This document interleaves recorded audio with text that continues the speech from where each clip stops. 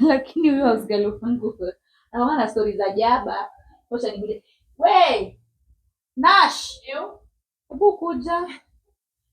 Nilijua na wewe umenimiss. Niambie. Kama imekwaje? Mzuri sana. Oh. Hiyo ni mzuri la. Nimeboeka sana. Wewe umeniambia nini? Hebu nipatie story.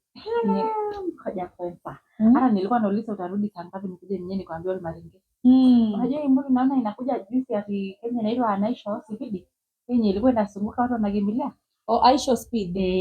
Imagine inatoka kwa ile kijiji yetu. Unaona juice ikiwa imefaa mashanka.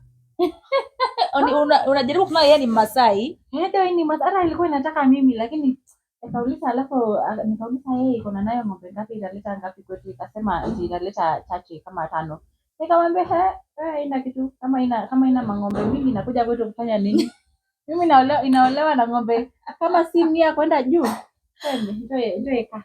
Yaani umesema Aisha Speed alikuwa anakutaka. Ilikuwa ndio mtu yangu. Ilikuwa ikienda ni nyema lishoni. Mbona Dina cheka?